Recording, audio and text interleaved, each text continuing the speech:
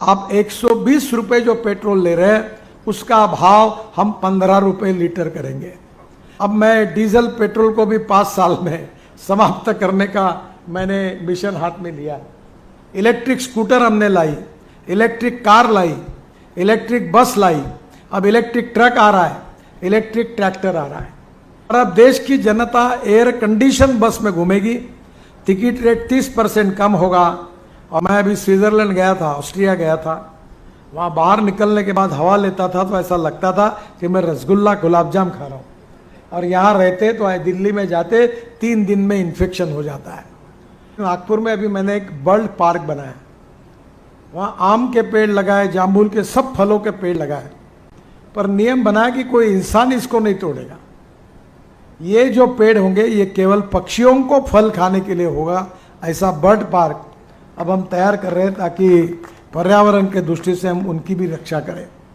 मुझे और एक खुशी है कि हमने जैसे पेड़ों में काम किया है, विशेष रूप से काफ़ी बड़ी लिस्ट मेरे पास है कि क्या क्या काम किया, पर अभी हम लोग ऑलरेडी नर्सरीज में और तैयार कर रहे हैं और बड़े प्रमाण पर ये पेड़ लगाने का काम करेंगे।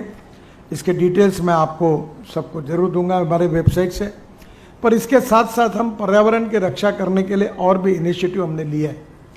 हमने बाम्बू, मैं आग्रह से कह रहा हूँ कि रोड के बाजू में बाम्बू लगाइए। कुछ जगह तो बाम्बू की ऐसी टनल, जो पेंडॉल तैयार हुआ है ऐसी टनल तैयार हुई है। और बाम्बू ये सबसे ज़्यादा कार्बन डाइऑक्साइड लेता है। रोड पर डीजल और पेट्रोल के कारण प्रदूषण होता है, और अब प्रदूषण को बचाने के लिए हमको अब बाम्बू जैसे ट्री लगाएंगे तो हम बड़े प्रमाण पर रक्षा कर सकेंगे। और अब मैं एक अभियान चला रहा हूँ कि बाम्बू लगाइए अपने खेत में, और मैं 3 चीनी मिलें चलाता हूँ।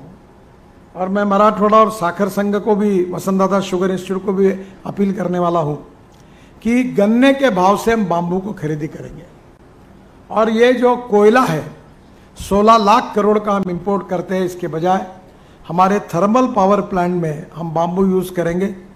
1 यूनिट के लिए फ्यूल कॉस्ट जो होती है वो 1 रुपया 10 पैसे कोल की आती है। और गन्ने के भाव से अगर हमने बाम्बू खरीदे, हमने वैसे मशीन डेवलप की है कि हम बाम्बू का 3 mm से 20 mm तक के टुकड़े तैयार करेंगे, 18 mm तक, और वो बॉयलर में डालेंगे तो हमारे देश को ये 16 लाख करोड़ का कोल इंपोर्ट करना पड़ता है, इसकी ज़रूरत पड़ेगी नहीं। हमारे वेस्टलैंड पर, हमारे 2 खेतों के बीच में जो धुरा बोलते हैं उसके ऊपर बाम्बू के पेड़ लगेंगे।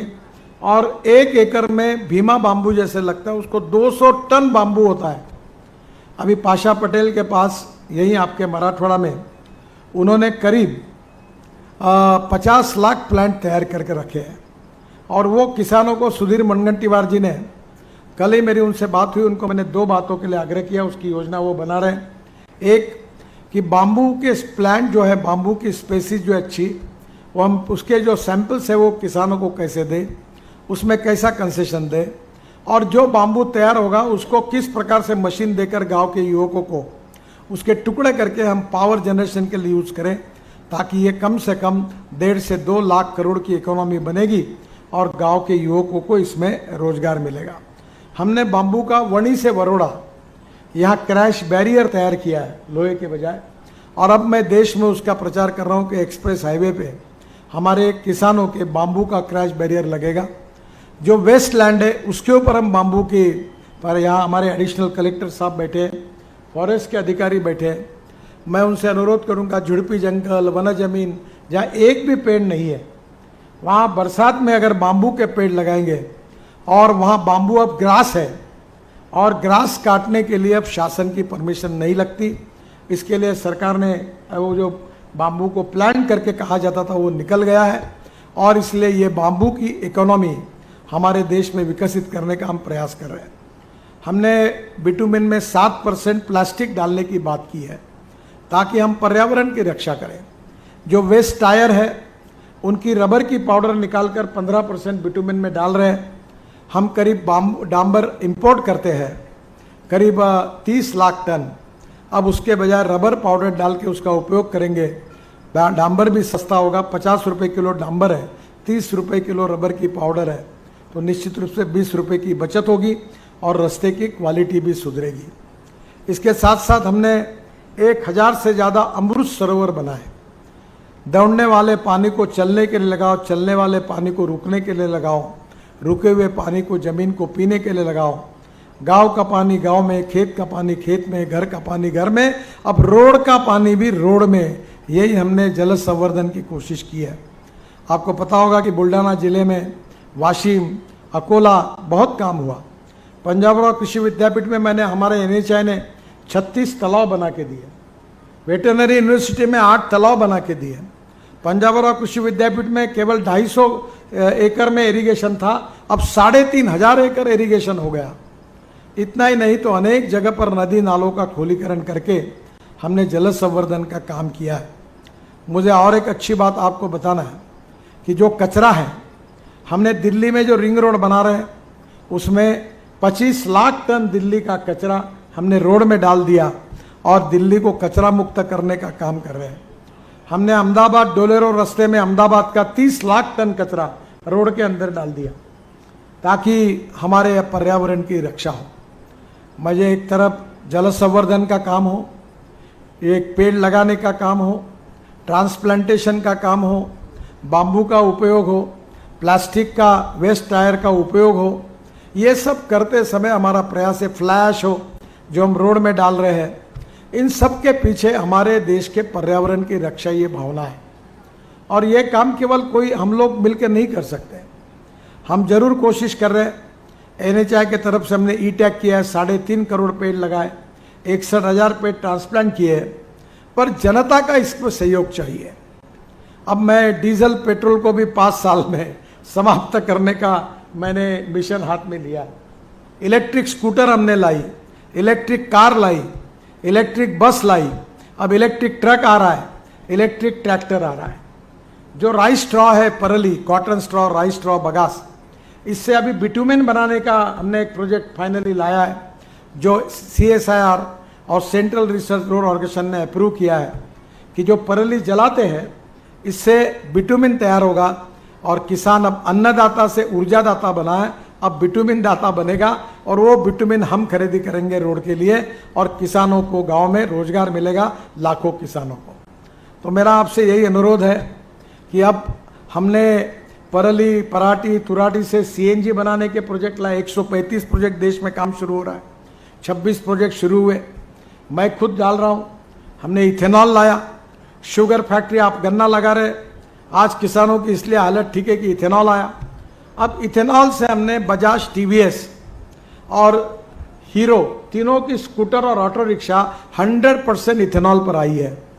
और अब अगस्त महीने में टोयोटो कंपनी की इनोवा गाड़ी और उसकी गाड़ियां मैं लॉन्च कर रहा हूं और वो 100% फ्लेक्स इंजन में है जो 100% इथेनॉल पर चलेगी।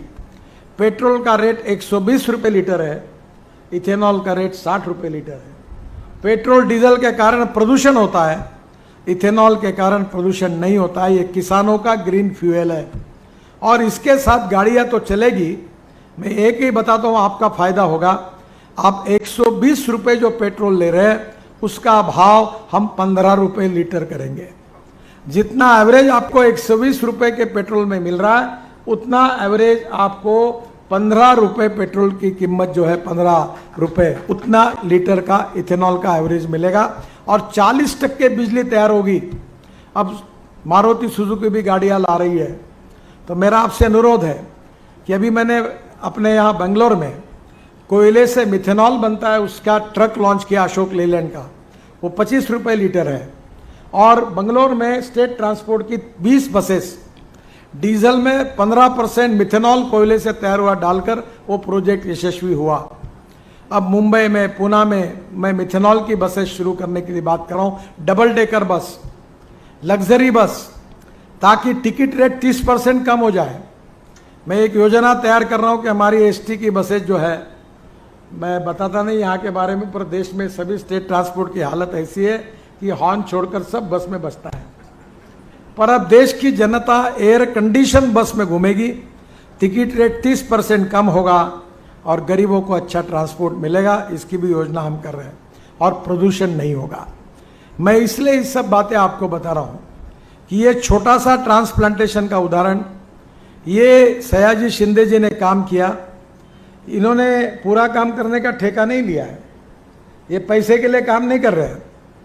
मैं इसलिए यहाँ आया हूँ कि ऐसे लाखों सयाजी शिंदे हमारे मेज से तैयार हो और वो सामने आकर ये काम करें और देश के लिए और समाज के लिए पर्यावरण की रक्षा करें। मैं अभी स्विट्जरलैंड गया था, ऑस्ट्रिया गया था। वहाँ बाहर निकलने के बाद हवा लेता था तो ऐसा लगता था कि मैं रसगुल्ला गुलाब जाम खा रहा हूँ, और यहाँ रहते तो दिल्ली में जाते 3 दिन में इन्फेक्शन हो जाता है। हमारी नई जनरेशन का स्वास्थ्य बिगड़ रहा है, और जो डोमेस्टिक हैप्पी ह्यूमन इंडेक्स है, इसमें सबसे पहली बात है कि हमको प्रदूषण मुक्त वातावरण तैयार करना है। ये पेड़ ऑक्सीजन देते हैं। पैठन में ये पेड़ 51 ऑक्सीजन देंगे यहाँ की जनता को। आपके यहाँ का आपकी स्वास्थ्य सुधरेगा, और इसलिए हमारे पालक मंत्री जी भी है और जनता भी है, NGOs है, शिक्षा संस्था है, स्कूल है, सभी संगठनों को मेरा आह्वान है कि ये जो काम हो रहा है ये समाज के और देश के हित में है। इसको एक मूवमेंट बने और आप सब लोग इसके लिए सहयोग करें। इसीलिए मैं आज इस कार्यक्रम के लिए आया हूँ। सयाजी शिंदे को मैं बहुत बहुत धन्यवाद देता हूँ। उन्होंने 51 पेड़ का बहुत अच्छा ट्रांसप्लांटेशन किया, और ये पूरा इतिहास डॉक्यूमेंट्री के रूप में एक पिक्चर लगकर यहाँ रहे, लोग यहाँ आए, यहाँ और अच्छा डेवलप करे। कुछ ज़रूरत पड़ेगी फॉरेस्ट वालों को तो हम NHI से मदद करेंगे।